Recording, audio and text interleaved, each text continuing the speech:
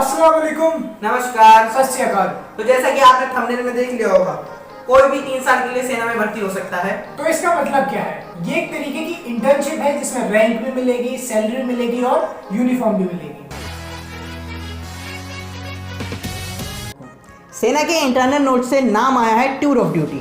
ये उन नौजवानों के लिए है जो सेना में भर्ती होना चाहते हैं, थ्रिल और एडवेंचर के लिए, लेकिन परमानेंट नहीं होना चाहते। तो कॉल ऑफ ड्यूटी वालों, टूर ऑफ ड्यूटी के लिए तैयार हो जाओ। लेकिन ये सब हो क्यों रहा है? सेना के ज्यादातर जवान काफी जल्दी रिटायर हो जाते हैं, इसलिए उनके इनकम और सोर्स के लिए दिया जाता है पेंशन। आज वर्ल्ड की सबसे बड़ी स्टैंडिंग आर्मी इंडिया के पास है, यानी कि सबसे बड़ी एक्टिव फौज सबके मुकाबले भारत के पास सबसे अधिक है। तो जाहिर सी बात है कि इंडियन आर्मी का ज्यादातर पैसा सैलरी और पेंशन देने में यूज हो जाता है। पिछले कुछ सालों में इंडियन आर्मी का पेंशन बजट 10 गुना बढ़ चुका है। 2005 में जो बजट 12,715 करोड़ हुआ करता था, वो इस साल 1,33,000 करोड़ हो चुका है।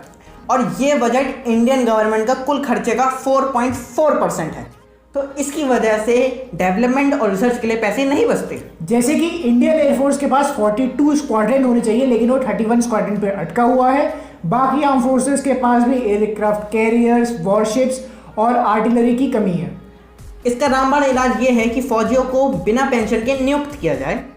नोटिस में ये भी लिखा है कि अगर एक 17 साल सेवा करने वाला फौजी के बदले एक टूर ऑफ ड्यूटी के फौजी को लगाया जाए तो 11 करोड़ की बचत होगी। और हमेशा की तरह हमारा एक कड़वा सवाल, क्या ये पॉलिसी देश की अनएम्प्लॉयमेंट यानी कि बेरोजगारी को कम करेगी? इसका जवाब इतनी जल्दी देना असंभव है, लेकिन chief of defence staff general Vipin Rawat, जो पहले की चीफ ऑफ आर्मी हुआ करते थे, उन्होंने पहले ही कहा था कि आर्म फोर्सेस किसी भी तरीके का एम्प्लॉयमेंट या पैसा कमाने का जरिया नहीं है। अक्सर देखा गया है कि लोग भारतीय सेना को एक एम्प्लॉयमेंट का जरिया मानते हैं, नौकरी हासिल करने का जरिया। मैं आपको एक चेतावनी देना चाहूँगा कि ये गलतफहमी अपने दिमाग से दूर निकाल दीजिए। भारतीय सेना एक नौकरी का जरिया नहीं है। तो ये बात तो साफ है कि देश के डिफेंस बजट की सेविंग्स और देश के युद्ध को बेहतर बनाने के लिए ये पॉलिसी सबसे अच्छी है। लेकिन क्या ऐसा पहली बार हो रहा है? नहीं, बाकी देशों की पॉलिसी देखी जाए तो इजराइल में 18 साल से बड़े हर व्यक्ति को 2 साल 8 महीने की आर्मी ज्वाइन करना कंपलसरी है। अमेरिका में भी कंपलसरी आर्मी ज्वाइनिंग की पॉलिसीज बदलती रहती हैं, जैसे वर्ल्ड वॉर 1, वर्ल्ड वॉर 2 और वियतनाम वॉर में बदली गई। इंडिया में टेरिटरी आर्मी की शुरुआत बहुत पहले हो चुकी थी, जिसका मकसद है सिटीजन्स को आर्म फोर्सेस में शामिल करना और उन्हें सेकंड लाइन ऑफ डिफेंस में बदलना, जिसमें सबसे बड़ा नाम महेंद्र सिंह धोनी, अभिनव बिंद्रा, कपिल देव और सचिन पायलट का आता है। अब घबराने का नहीं, टूर ऑफ ड्यूटी किसी भी तरह से कंपलसरी नहीं है। आर्मी ज्वाइन करना आपकी पर्सनल चॉइस है और इसकी वजह से आर्मी का सिलेक्शन प्रोसीजर और उसकी इंटरनल ट्रेनिंग का लेवल कम नहीं किया जाएगा। तो क्या ये सारी बातें आजकल के नौजवानों को अपनी तरफ अट्रैक्ट करेंगी आर्म फोर्सेस के लिए? दुनिया भर में लोग फौज से दूर जा रहे हैं। हर कोई बड़ा बिजनेसमैन या फिर एक नेता बनना चाहता है, लेकिन आर्म फोर्स अलग अलग तरीके से इन लोगों को लुभा रही है। लेकिन भारत में ऐसा नहीं है। आज आप आर्मी की रैली में भीड़ देखिए, अलग अलग शहरों में एनडीए, सीडीएस, एफकेट जैसे एग्जाम्स के एस्पिरेंट की भीड़ देखिए। किसी भी क्लास में जाके पूछ लो, ओए फौज में कौन भर्ती होगा, तो कुछ हाथ हमेशा खड़े रहते हैं।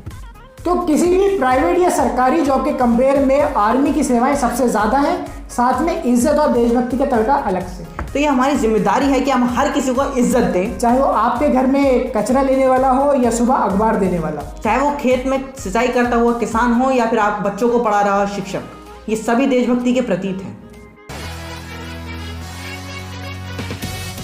ये बात किसी भी नोटिस में नहीं लिखी है, लेकिन मेरे हिसाब से ये बहुत ही फायदेमंद चीज़ होगी, क्योंकि अब देश के हर नौजवान को एक अच्छा इंसान बनने का मौका मिलेगा। देश में फिजिकल फिटनेस और फिजिकल ट्रेनिंग का स्टैंडर्ड भी बढ़ेगा। सोशल मीडिया में की नफरतों में फंसे इंसान को अब जम के मैदान पे जाके एक अच्छा एडवेंचर भी मिलेगा और देश की हर बेटी को आत्मनिर्भर बनने का मौका मिलेगा। जब हर लड़की इस मौके का फ़ायदा उठाएगी तो वो खुद को एक अच्छा एक्सपोजर और सेल्फ कॉन्फिडेंस भी देगी। तो मेरे हिसाब से इस तरीके की पॉलिसी को जल्द से जल्द लागू होना चाहिए। तो आपको क्या लगता है, ये पॉलिसी देश के लिए बेहतर होगी या नहीं?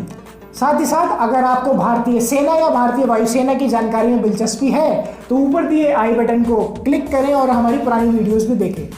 साथ ही साथ अगर आपको ये वीडियो अच्छी लगे तो इस वीडियो को लाइक कीजिए, बाकी सारे ग्रुपों में शेयर कीजिए और अगर आप इस चैनल पर नए हैं तो सब्सक्राइब कीजिए और हर उस लोग को ये शेयर कीजिए जो भारतीय सेना में शामिल होना दिलचस्पी रखते चाहते हैं। हैं। धन्यवाद।